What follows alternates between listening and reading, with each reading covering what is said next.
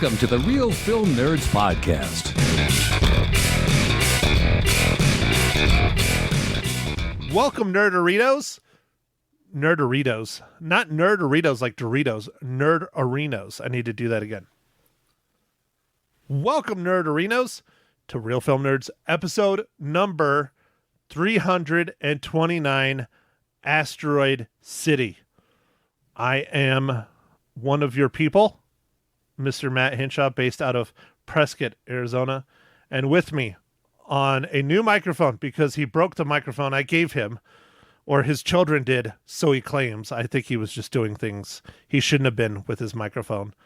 Mike, talent, were you farting into your microphone and blew it out? I can neither confirm nor deny that, Matt. I think everything is fine with the new microphone, but I don't know what happened to the old microphone.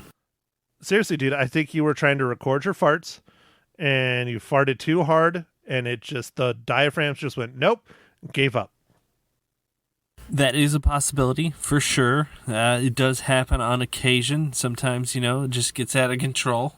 But no, I'm using this... my backup microphone, so if I sound a little bit different, I apologize in advance. But Matt, I'm ready to talk about Asteroid City, man. Well, I apologize in advance because I'm not going to edit this shit because I know it's going to pick up everything you do in that room. So, you know what? On with the show, Mike. Asteroid City. It is Wes Anderson's latest film. Why don't you go ahead and break it on down for us? And just a precursor. You don't need to read off everyone in this film because there's like 5 million people. So just pick the ones that you think are important. All right, Matt. Thanks for that. Yep, this movie was directed by Wes Anderson, written by Wes Anderson and Roman Coppola. And this movie is starring Jason Schwartzman, Scarlett Johansson, Tom Hanks, Jeffrey Wright, Bryan Cranston, Edward Norton, Jake Ryan, Grace Edwards, Mia Hawke, Rupert Friend, Hope Davis, and the list goes on and on.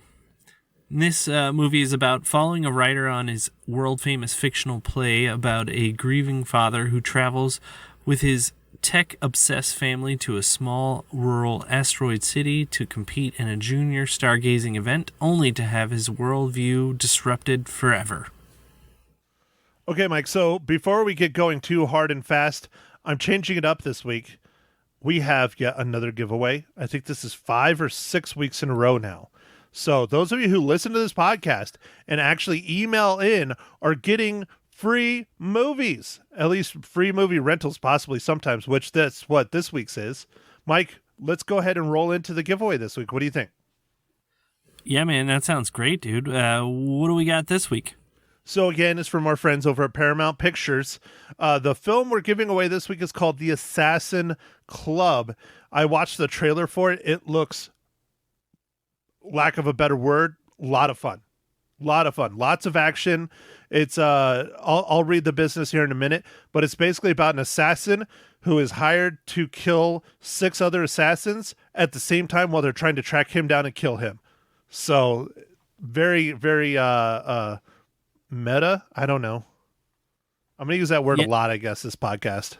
Yeah, dude. That I don't know how to describe it either, but it looks interesting.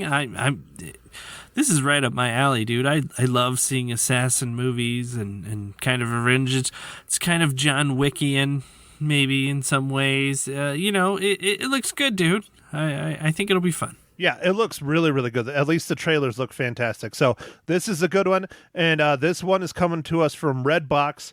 So it is not going to be a owned one, but it's going to be a rental, which still, dude, I mean, I think rentals are going for $7 or $8, something like that.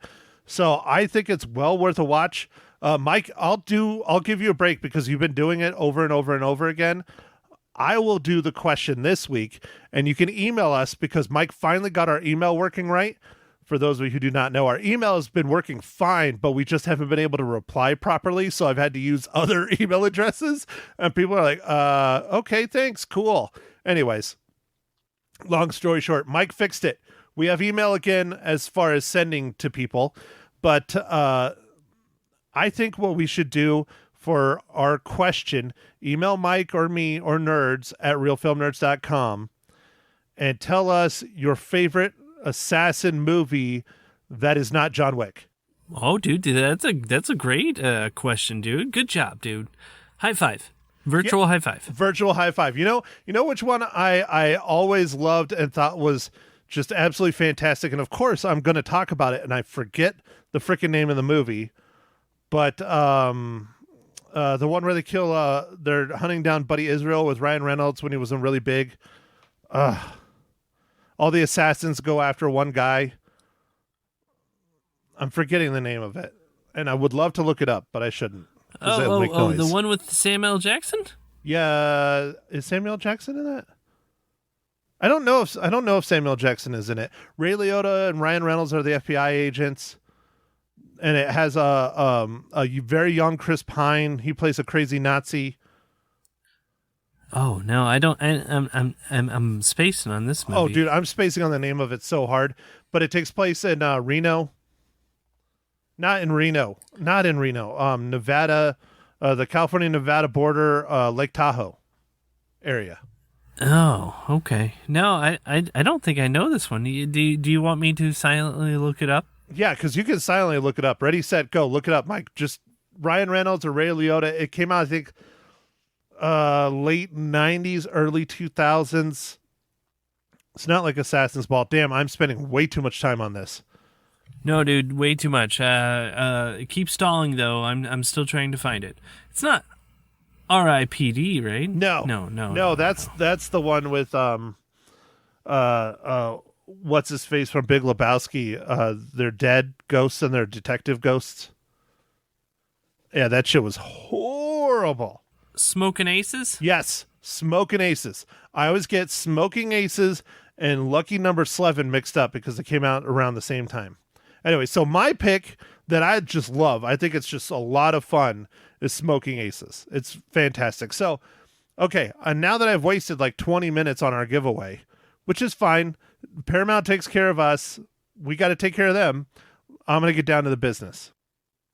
Get ready for an action-packed ride with Assassin Club, now streaming on Redbox On Demand. Henry Golding stars as an elite assassin who must kill 6 targets around the world, only to discover they're also out to kill him. Sam Neill and Noomi Rapace also star in this must-see globe-trotting action thriller. It is directed by Camille Delamar. Stream Assassin Club instantly on Redbox today. It is rated R, and again, it's from our good friends over at Paramount Pictures. All right. Thanks, Paramount, for continuing to support the podcast, dude. This is pretty awesome. And this movie looks great, dude. I am definitely going to check this one out.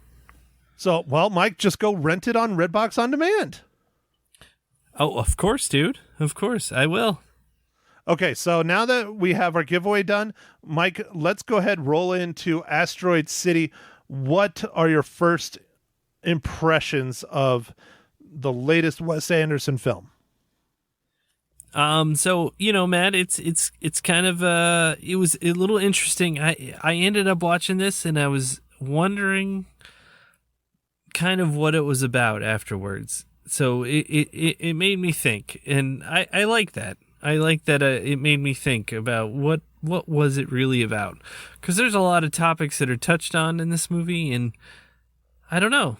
In some ways, it's kind of just a movie about an alien visit, but other ways it's about some other things, about relationships and how people deal with grief and all kinds of stuff. So I don't know, man. That's what I was thinking. What do you think the movie is about, though? All of those things? Yeah, kind of. I do think it's kind of about all those things. I don't know. I feel like this movie is one of those ones where you get what you get out of it, and it could be completely different for everyone. And that's kind of neat. Do you know what I think it is? What do you think it is, man? It's about nothing. And nothing matters. And that's the point of it. And that's what Wes Anderson is trying to make you think. And nothing matters. Yep. Think about all the stuff that goes on. I don't want to spoil it too much, but all the stuff that goes on in it, and then the reactions to the stuff that go on, specifically even from children, and how, someone comes out to help and it's no big deal and he just shows up. It's real interesting. I think it's a very, very interesting film. I really enjoyed it. Do I think it's Wes Anderson's best film? No, not by a long shot. I'd put it in his top probably 5, but it's not my favorite. My favorite, talked about a little bit last week because we talked too much about Wes Anderson, but I love Grand Budapest Hotel. I think that is his best film to date. That movie was just amazing. That is a really good movie, dude. That is a really good movie. I really like The Life Aquatic with Steve Zissou, but I think it's just because I like the subject matter, kind of, with the ocean and the different exploration kind of stuff. Kind of the Jacques Cousteau stuff, but different. Yeah, and the submarine didn't implode in that one. Ouch, dude. Ouch. Too soon? Way too soon. Oh, Way okay. too All soon. right. Sorry. That's messed up. I'm sorry, Mike. Anyways, so what I loved about this is what I love in 90% of Wes Anderson's films. He is an incredible photographer, cinematographer, director of photography, whatever you want to call him. His color palette is amazing. This is the biggest set he's ever had or embarked on. They built this whole freaking thing in the middle of the desert for him to do. I love the style. I love the look. I love the time period he picked. I don't know why he keeps picking photographers to do stuff, but one of the main characters is a war photographer. I love that. My favorite person in the world, my soon-to-be future ex-wife, Scarlett Johansson, is in this film, and you get to see her naked. We'll get into that part again during the spoilers a little bit. But, I talked about this on the radio, Mike, and I'm going to bring this up. Why is it that Jason Schwartzman literally cannot get a role in like any other movie, but he's in every single Wes Anderson film? He's a good actor. I thought he did fantastic in this film. Dude, that's an amazing point. I don't know. He is in every single Wes Anderson movie, but obviously he can do a lot of other stuff. I don't know why he's not in other stuff, dude. It's an interesting point. I actually didn't think about that until you just brought it up right now. You'll see him in smaller roles. I don't want to say bit parts, but just smaller roles in other films. Like, for instance, Scott Pilgrim. He's like the villain in Scott Pilgrim, but that's not the star. Like, he literally is not a star in any other films other than Wes Anderson films, and he is fantastic. As long as I've been seeing him in film, he's been very good. Yes, he's gotten better over the years, but I don't know. Maybe he just doesn't want to do leading man roles unless it's for Wes. I don't know. I'm just hypothesizing here. Yeah, I have no idea what the circumstances are, but he's definitely talented, and he could easily do other movies. Maybe he doesn't want to. Maybe he's happy with what he's been doing, but he did a great job in this movie, and he does a great job in the other movies too. Like, I don't know. Hard to say, dude. Hard to say. But I will say that this movie, without getting into spoilers, they must have just paid the Film Actors Guild minimum for all these actors to be able to make this movie. Like, dude, it was just littered with, like, everybody. Edward Norton, when was the last time you saw him? It's been a while. He was in there, not a huge part. Bryan Cranston, he was in there. He actually had a pretty decent part. He was the narrator. ScarJo, Jason Schwartzman, Tom Hanks. I mean, it's just littered with your regulars from Wes Anderson that are always in his films. But I love the addition of Tom Hanks, and I thought Tom Hanks was incredible. He was a blast in this film. Yeah, dude. No, he was great. He was great. Kind of an interesting character he had, too. So we can get into that here in spoilers. And I guess, Matt, I think it's that time. I think it's that time that I ask you, what are you drinking this fine morning, evening, or afternoon?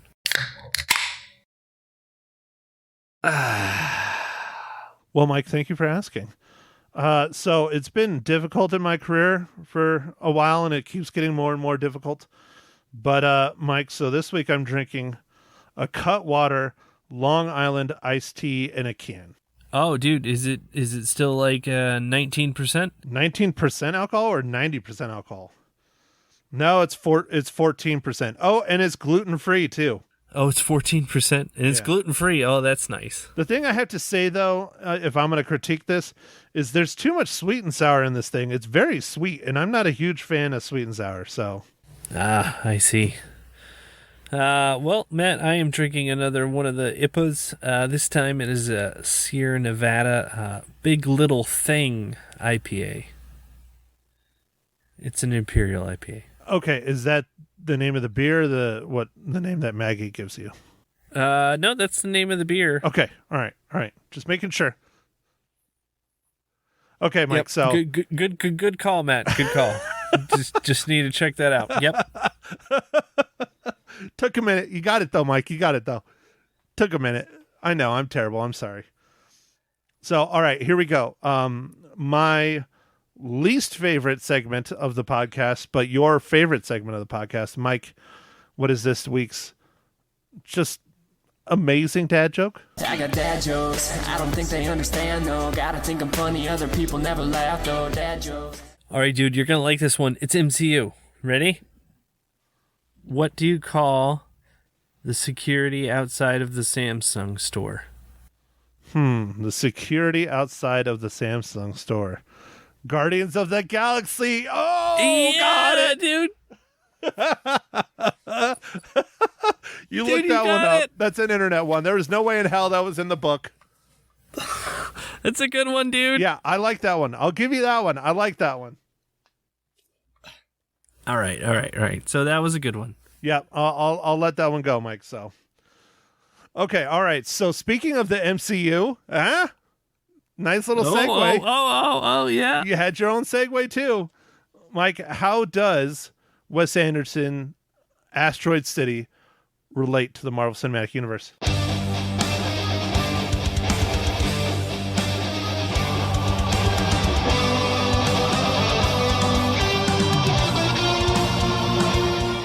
I mean, really, the connections are endless, but I'll go with the first two easy ones. Scarlett Johansson as Black Widow in several MCU movies. Black Widow, Avengers, and Avengers Endgame. It's just, there's so many. And then also we can do Edward Norton for the Hulk, dude. Yep, not the first MCU movie, but the third, I think, because didn't it come out after Iron Man 2? I think it was second, dude. I think it Was was it right second? after Iron Man. Okay. Yep, and he was never asked back to play the Hulk, which is sad. Right, but he was in it, and Scarlett Johansson was in that as well. In the Hulk? Yeah, I think she was in that. I don't think she was in the first one. Because she was, I don't think she was cast yet. Because that was. Oh no, she wasn't. That was in the Iron first Man one 2 yet. where she made her debut. No, that was when she went to go talk. Never mind. I'm getting confused. There's too many movies, man. Well, you know what I was thinking of doing, and you know what? We'll have to have people write in on this one. I was thinking of changing it because the MCU is just so big now, and it's just getting too easy. But some other franchise just hit its 10th movie, and I was thinking, how does it relate to the Fast and Furious franchise? Oh no! We can't do that, man. No, I don't think I could tie Jaws to the Fast and the Furious. No, I don't think you could either. I don't think you could. But yeah, I was watching Formula One the other day, and I'm really behind on the races, but they had Vin Diesel on there, and they were talking about how many cars they've crashed, and they were promoting the 10th one, which has come out and gone, but Vin Diesel said they've crashed over 2,000 cars making those movies. Jeez, 2,000 cars. Just obliterated them. That's insane. Anyways, all right. Well, Mike, let's proceed in our podcast about Asteroid City because don't need to talk about other movies, but we do anyways because that's what we do because we're real film nerds. But it's true, Matt. That's what we do. We talk about other things and we just talk about what's on our mind. So, Matt, what is on your mind about Asteroid City? In the spoiler section, I already talked about it a little bit, but ScarJo, man, full nude frontal. Yeah. Did you lose it right there? Did your popcorn just spill all over the place? Yeah, dude, the bucket, because, I took a date to it, and the bucket of popcorn just immediately, like, the popcorn exploded and went everywhere. Oh, man, I get the metaphor. Wow. Wow. What's funny, though, is I was looking at it because in the nude scene, it's not super short, it's not super long. They don't show her head, so it totally could have been double, or a as you like to say from Orgasmo, a stunt cock. But yeah, it could have been a stunt boobs. Yeah, stunt boobs. But it was not. It was ScarJo, because she actually talks about it in some interviews where it made Wes Anderson really, really feel awkward. He doesn't like doing nude scenes at all, but she thought it was pivotal for the role, especially her character. But this is not the first time she has been nude in a film. One of the more recent times where she was nude in a film was 2013's Under the Skin, a movie that I have never watched. Oh, dude, it is weird as shit. You can say shit. This is our podcast. Yeah, I know. I was gonna hold back, but dude, that movie, I still don't really know what it was about. But yes, she's naked, but I don't know. I don't know what it was about. It was weird. So I haven't seen it. I might watch it. I might not. I don't know. The reason why I never saw it is because it was weird as shit. And also I think I was in New Mexico at that point, and it probably just floated under the radar. It probably didn't even get it there because they had 2 theaters there, but they're very, very small. You went and saw a movie with me when I lived in New Mexico once, I think. Yeah, dude, we saw a movie, but I'm saying Under the Skin didn't. I don't even think it hit the American market really. I think I had to stream that, or I watched it on Netflix when it was a DVD. I got it as a rental. Huh. Well, I'll check it out eventually. Maybe if it's that weird, maybe not. I don't know. I mean, I do like seeing my future ex-wife nude. So why not? Why not, Mike? Right? So speaking of nudity, I'm going to continue on that topic because why not, right? Indeed, why not? So I saw a movie that we were talking about possibly doing in the future that you really want to see that you thought was funny. And I did not take a date to Asteroid City. I actually went and saw it by myself. But I did take a date to the second movie on Friday night. And I didn't realize it was opening week for this too. That explains why there's so many people there. But Mike, I saw No Hard Feelings starring J-Law. Oh, you did? You went and watched it, dude? Yeah. Was it funny? It was really funny. I'm not going to say it was an incredible comedy, but if she wants to do more comedies, I will welcome it. She did a very good job. It was fun. Awesome, dude. I kind of want to see that, but I don't know if I'll be able to get a chance. I'd like to see that with the wife, but it's tough right now with the children units. Well, the young lady I took to the film, she really enjoyed it. She thought it was quite funny as well. But the reason why I bring it up, Mike, not to spoil that one, but it might entice you to go to see it more. There is a hardcore nude scene with J-Law in there, and it is her. Nice, dude. Nice. And full frontal, and it's hilarious. She talks about that too, and how all of her lawyers, because I don't think she's done full nudity in a film up to this point. There's been leaked stuff, but I don't think in a film. I don't think she has in a film yet. Yeah, so they're this is going to be forever. All of her agents, her family, everybody's don't do it, don't do it, don't do it. And she's like, I have to do it because it's hilarious. So do you want me to tell you the scene, Mike? I'd prefer you don't. Okay, I won't then. But the nudity is what makes the scene hilarious. All right, I love some awkward nudity, and that's what it sounds like it's going to be. It is. It is not as awkward as your favorite, A Flaccid Penis, but it's pretty awkward. I mean, that's some of the stuff from American Pie I still really enjoy a lot because it was so awkward and odd, and it was so funny, dude.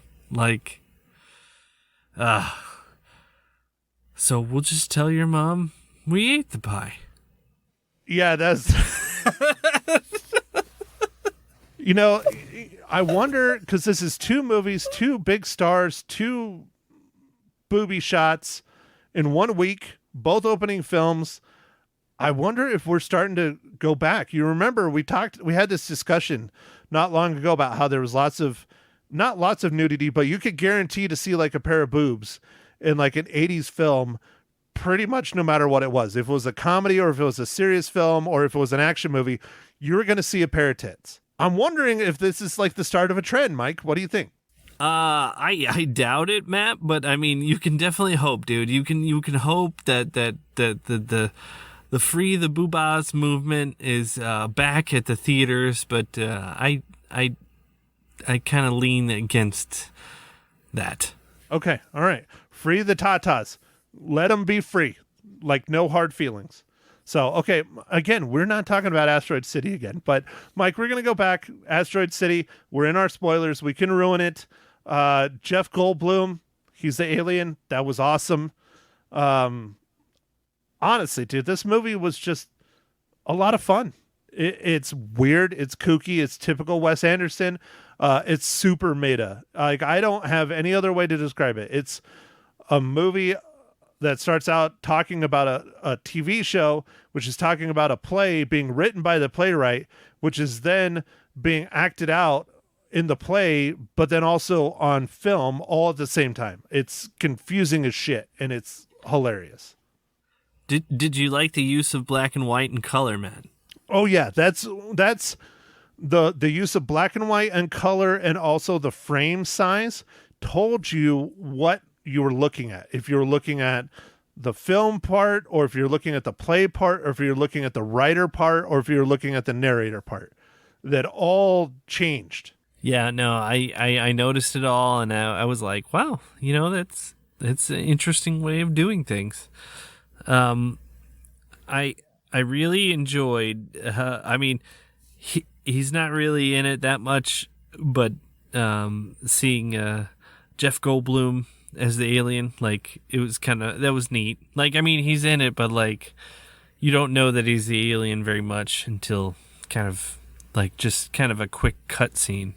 But anyway, like, all the characters in this movie were just great. Like, all the daughters, like the 3 daughters and the son, like it was a lot of good characters. And then it had the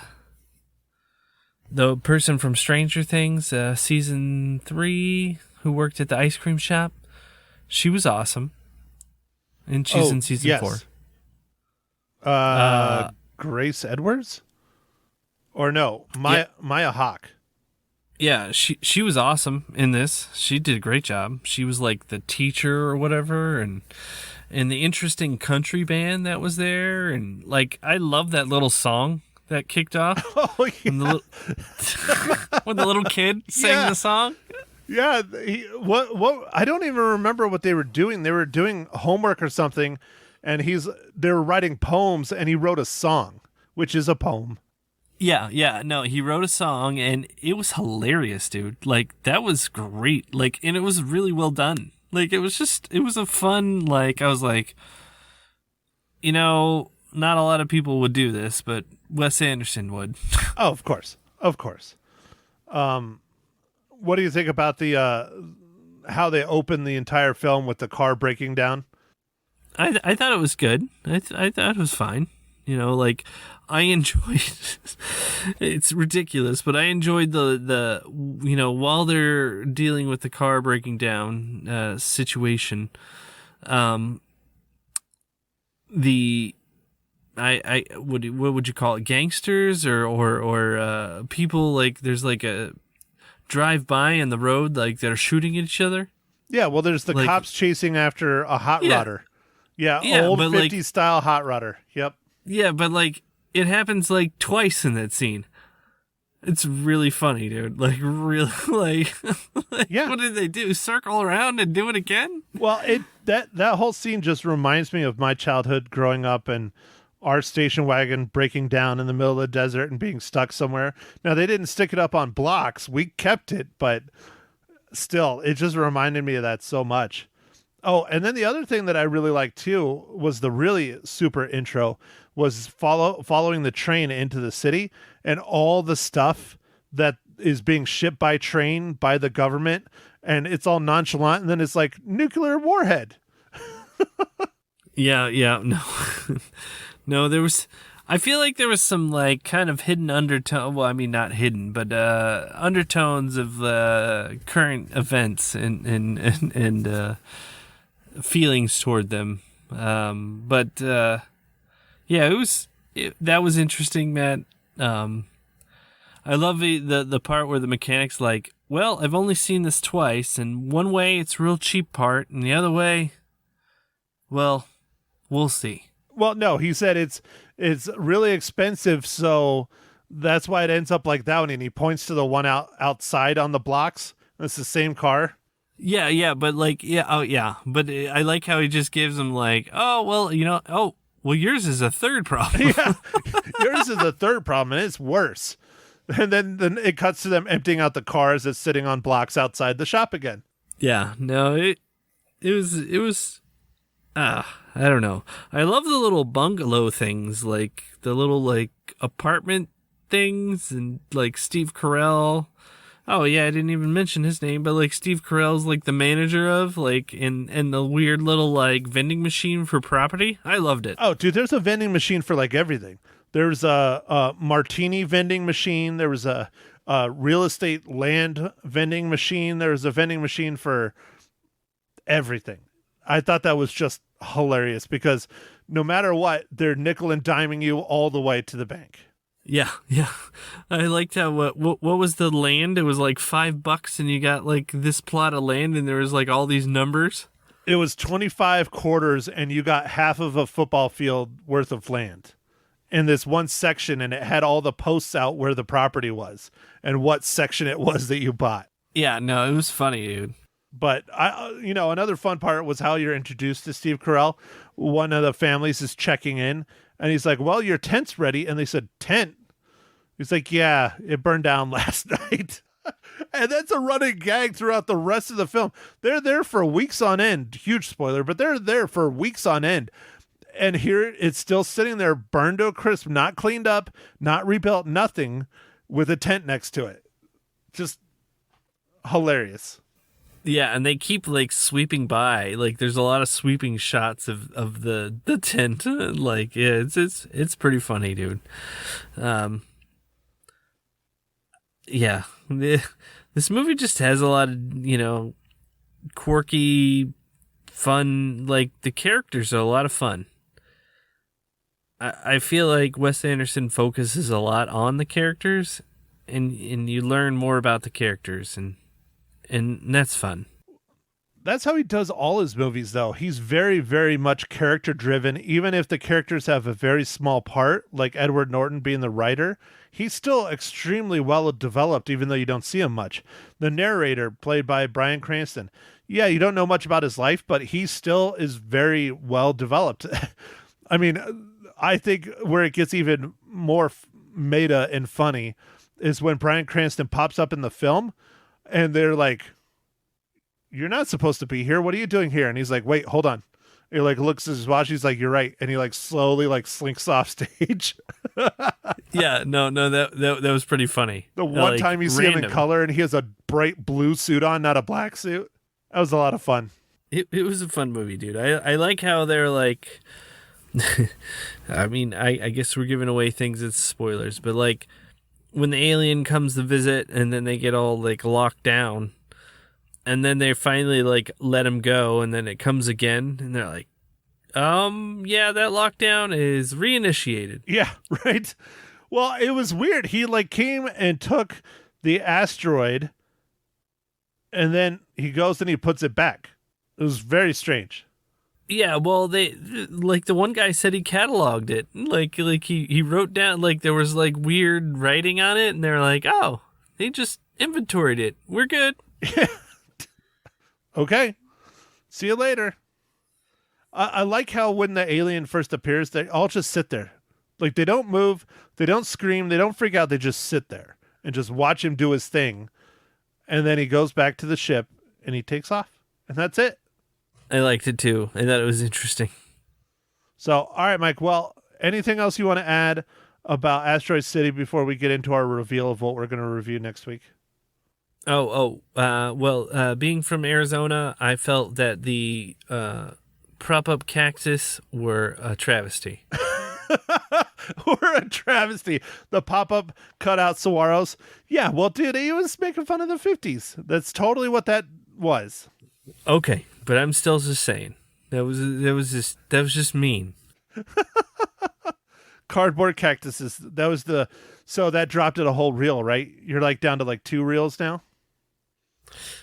No, I'm not. I'm not at 2 reels, but I'm just saying that was just like, oh, come on. But I get it. Oh, Mike. So, okay. Next week, we're talking about a little film that is probably going to be a giant clusterfuck. But we'll see. I don't know. It's getting mixed reviews. It debuted at Cannes Film Festival not long ago. Is it Cannes or is it Cannes? I never know. I think it's Cannes. Cannes? Has an E. How can it be Cannes? There's no E in Cannes. It's French, dude. I don't know. Okay. Mike, why don't you tell our lovely listeners what film we're going to talk about for Real Film Nerds episode number 330, I think. Yeah, 330. Yeah, 330. We are going to be watching the new Indiana Jones movie. And I don't know, man. I am... The Dial of Destiny, I don't know. I hope it's good and great and it's a nice send off for old Indy, but I don't know. I don't know what's going to happen. You know what was a really wonderful send off for Indy? Last Crusade? Yes, sir. That was perfect. Now we got 2 more movies. Disney just likes their money. But they're not doing super great, man. I guess Elemental isn't doing super good at the box office, and The Flash is really not doing good at the box office. No, The Flash got stomped on, and Elemental didn't do very well. Spider-Man Across the Spider-Verse, I think that's the right name. That one actually rose to number 1 again this weekend, so that was a little bit surprising. What was 2? Was Elemental 2 or was that Flash? I think Elemental was 2. And then Flash was 3. And 4 was the film I was talking about earlier.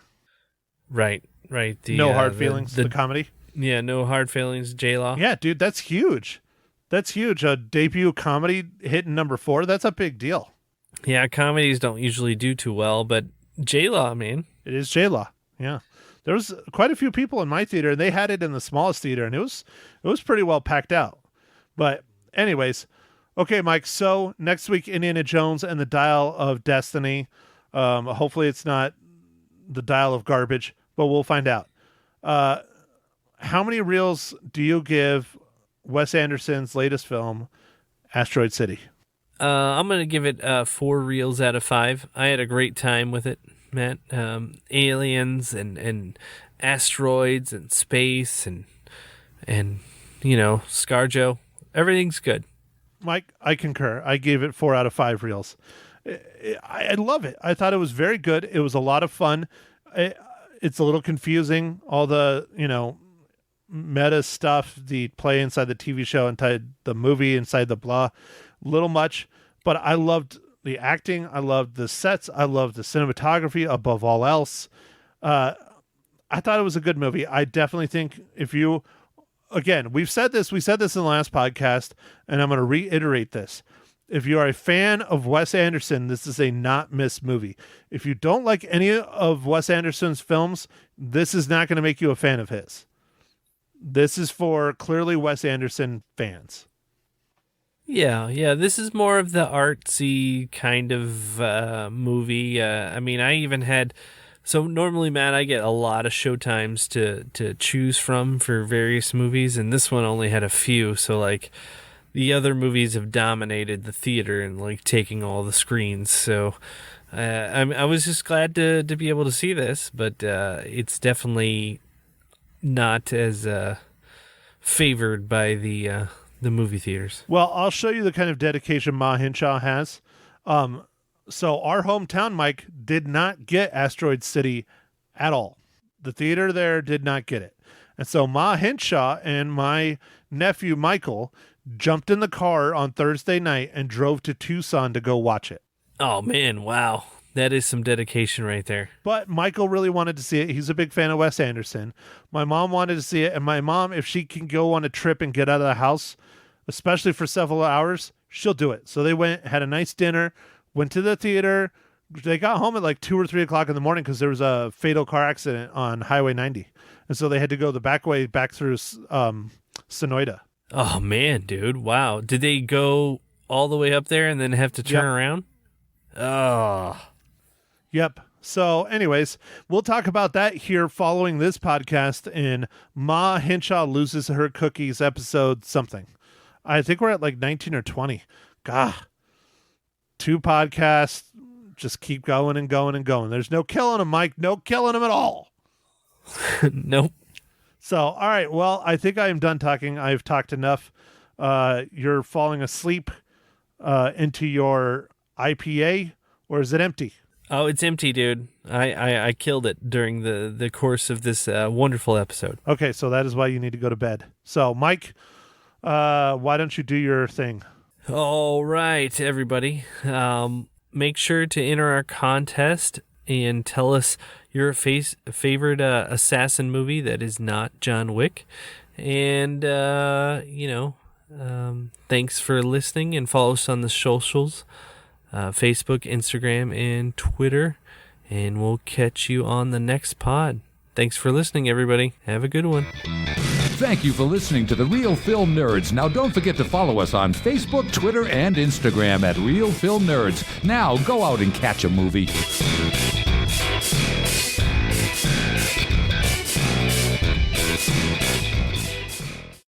Welcome, friends. This is Ma Hinshaw Loses Her Cookies, episode 19, Asteroid City. I love this movie, but I'm not sure. It's very strange. Are you going to introduce me or not, you old biddy? Hi, Matt. I'm the one slaving away so you can have Ma Hinshaw Loses Her Cookies, episode number 19 podcast. But you forget I'm even here and I'm doing all the work. So this week, Ma Hinshaw reviews Asteroid City. This is a continuation of the podcast that you just heard, but this is with my ma, and it is a different day, and we use a different system. We're Skyping. She can't see me, and for some weird reason, she has her eyes closed too. I don't know. I need a drink. Okay, I can't help it. My eyes are tired. So there. Okay. Are you going to talk about your movie, or are you just going to sit here and talk about your eyeballs? Oh, yes. I had a very long drive to go see this movie. Let's start over. So Ma Hinshaw did not get Asteroid City in her hometown of Sierra Vista, Arizona. If those of you who want to mail her hate mail, go ahead and email me, matt@realfilmnerds.com, and I will send you her address so you can send her cookies and hate mail. Oh, no. No? Come on. Wouldn't it be nice people sending you cookies for once? It would be wonderful because I've done oatmeal and they're all gone, and now I have to bake more cookies. So, okay. Ma Hinshaw did not get Asteroid City at Cinemark. There, I'm really throwing him under the bus. In Sierra Vista, Arizona. So my nephew, Miguelito, took Ma Hinshaw to Tucson, an hour and a half to an hour and 45, depends where you're going, drive just to go see this movie late Thursday when it debuted so she could go on the radio with Lisa. And Ma, what was better, the drive or the movie? Definitely the movie. Did Michael at least take you to a nice dinner, maybe at like Red Lobster? Actually, he did not. We drove back home and drove through Jack in the Box. That is a horrible date. How dare he do that?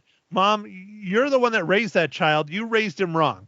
Hey. Unless you're a big fan of Jack in the Box and he was secretly getting to your heart with the 2 tacos for 99 cents. Oh, well, I didn't. Oh, shoot. I forgot. I like their tacos. No, I got my sandwich, my go-to sourdough jack, but, You didn't get a bacon ultimate cheeseburger? nope, but he did. Nice. By the time we got home, it was midnight because he Googled a gas station and it was a very strange location. And that was kind of a crazy drive. And so then we had to turn around and go back and figure out how to get out of Tucson. So Why would he do a weird gas station? Why not just go to the ones that are right off the highway? because I told him there was a gas station right off Wilmot, and then he decided to Google one. So he knew better, right? Well, I guess. Or Google better. Did this inspire Michael to become a practicing member of the Second Amendment? What's that? You don't know what the Second Amendment is? Is that the one about guns? Yes, the right to bear arms. Oh, okay. Well, no, it wasn't that bad a neighborhood, but we sure didn't know where we were exactly. It was crazy.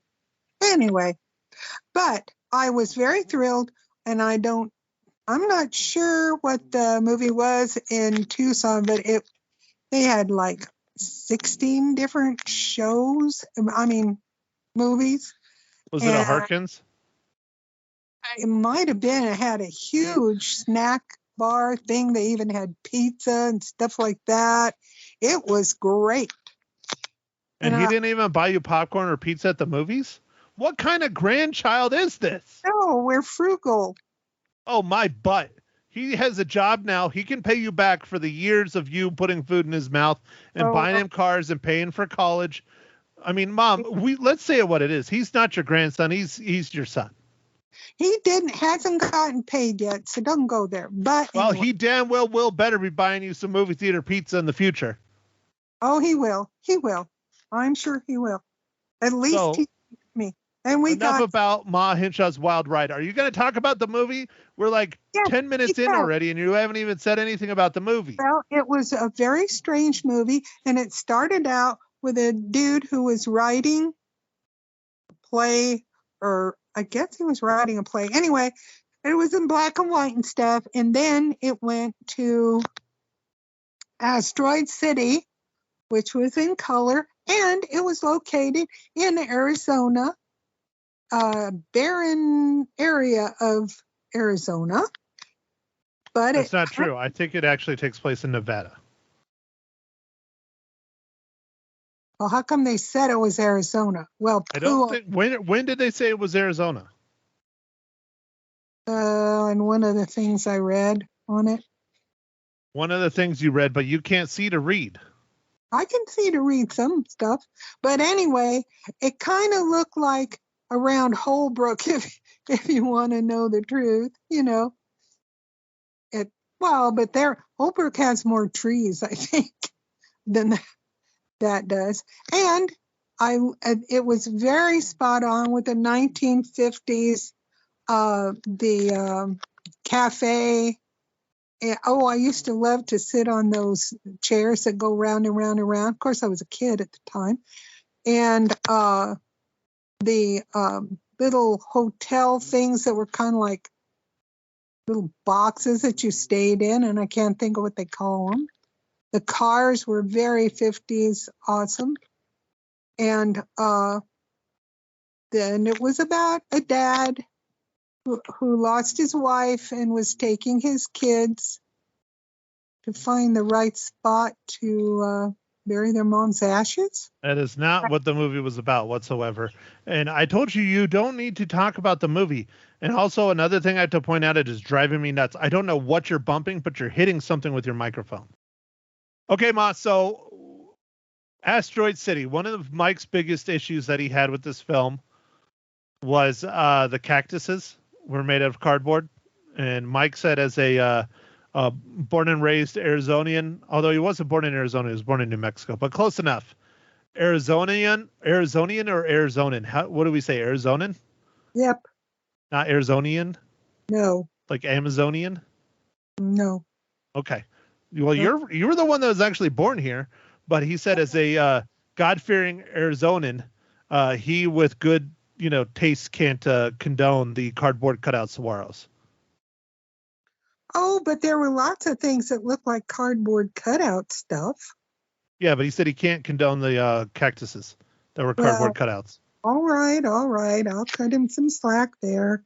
It's all about the aesthetic is what it is. I mean, that's supposed to look like a 1950s made film, and that's what they're trying to do.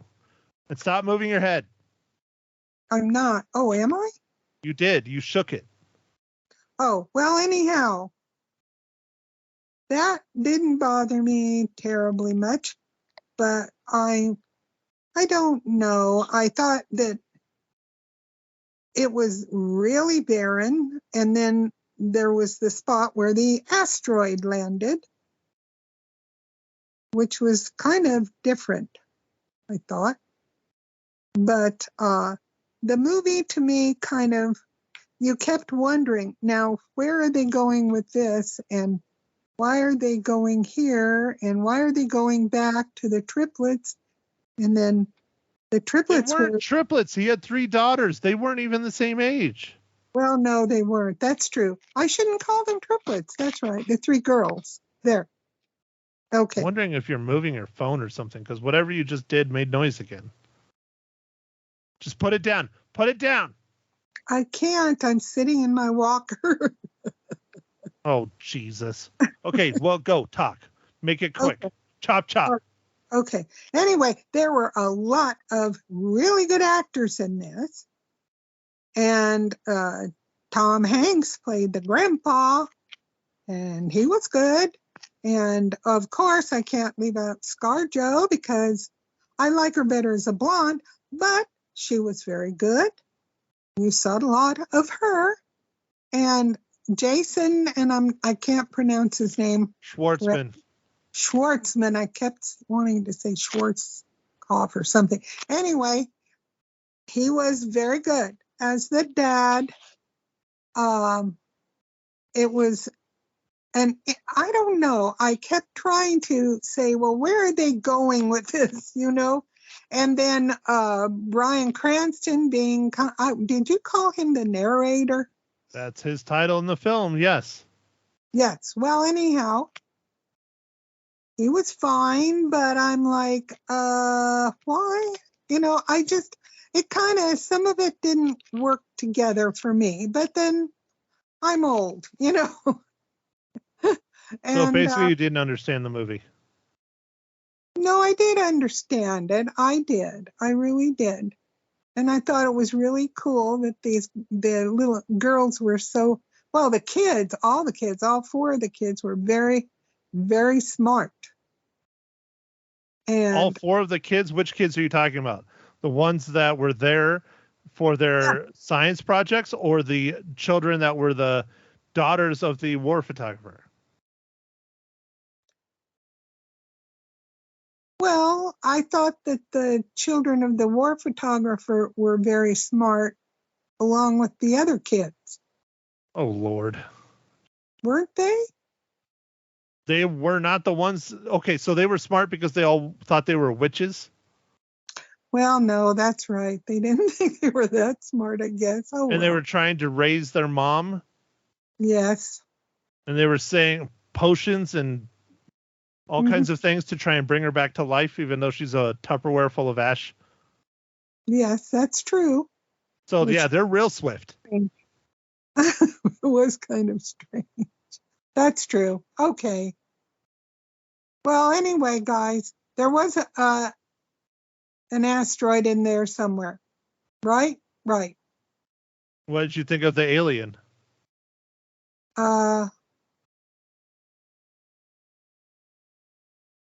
Don't hurt yourself. Jesus. Trying to think what I thought. I don't know. I just thought it was very skinny. Does that sound awful? You know who played the alien, right? No. It was Jeff Goldblum. Really? Yes. No. I wondered what part he played. Yeah, he's very skinny. Oh my God. I'm sorry, folks, but I do the best I can. It's not my fault. My mom does not read IMDb or the internets or anything else or the credits, or she just likes her movies that have pretty colors. No, I don't. I go in there expecting to learn whatever it is, except I wasn't learning a whole lot, I guess. I don't know there. Mom, some movies are designed to teach you things. Some movies are designed for entertainment. This is clearly an entertainment film. It is not a documentary. If you're trying to learn something from this, what did you learn? Not much. See? Oh, Don't Jesus. like plays. I don't know how much more I could take this pain. Ma, next week we're going to watch Indiana Jones and the Dial of Destiny. Indiana Jones number 5. Are you excited about this film, or is it going to be hot garbage since you're younger than Harrison Ford? I'm not younger. He's 80 and I'm 81. How dare you? A lady never tells her age. Well, I'm truthful. Let's look at it that way. Yeah, I'm looking forward to it because, well, I used to be a real fan of Harrison Ford. I'm not too sure now, but if he can get on a horse, I'm pretty proud of him. He doesn't get on a horse, I'm telling you. I know it. I'm teasing. It is a stunt double. Okay. All right. Well, Jeez. Anyway, I like his head.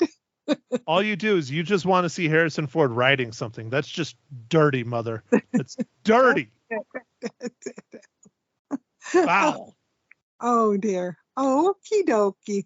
Well, I'm going Thursday. I will be there with bells on and a Coke. So there. Okay, is Michael going to buy you pizza on that day then? They don't have pizza at this movie. Popcorn? They have shrunken hot dogs and chips with too much Velveeta on it. That's it. Well, anyway. I really could say something about the shrunken hot dogs, but I'm going to stop because you're my nice, sweet old mother. Every hot dog I've ordered has been... Anyway, okay. How'd that go again? No, I'll jiggle the phone or do something with it. Oh, no, you already have. This is a disaster of 25 minutes Ma Hinshaw podcast. Oh, okay. I'm sorry. So, okay. What do you give Asteroid City? How many cookies? Well, I kind of downgraded it to a 4 because I really it just went back and forth and to and fro. And I kind of like you see, I was confused at times, but I still thought it was really good. So I give it a 4. So you think a 4 is a bad rating? Well, compared to a 4.5. Yeah, but a 4 is still a B. That's still a very high rating. Yeah, I thought it was. If you didn't like the movie, if you think it's just average, it's a 3 or a C. Yeah, well, no, I didn't think it was just average. I thought it was better than average. Okay? You could have given it a 3.5 then. Oops. Well, I gave it a 4. Okay. Erase that. Okay. Is that what you gave it on the radio? Or did you have a change of heart? No, I think I gave it a 4. I think. I can't remember. What do I know? Okay. All right. Again, anybody have any problems with this podcast, please email Ma Hinshaw at mahinshaw@realfilmnerds.com. Do not send it to Matt or Mike or Nerds. It goes directly to Ma Hinshaw at realfilmnerds.com. Ma, anything else you want to add today? I have paper saguaro cactuses. They weren't paper, they were cardboard. Well, whatever. I guess cardboard's a form of paper. But yes, next week, Indiana Jones and the Dial of Destiny. Don't forget to enter our latest giveaway. You're going to have to email me, Mike, or Nerds. For those of you who are curious, Nerds goes to both of us. So you can just email Nerds. Is probably your easiest thing. But anyways, thanks again, everyone, for listening and putting up with the shenanigans of my sweet old mom. She tries. This is what keeps her going. I don't know what else to do. Maybe I'll get her a puppy. Maybe that'll keep her from wanting to do a podcast. I don't know. All righty. Well, thanks again, everyone, and we will chat with you next week. Indiana Jones. Bye.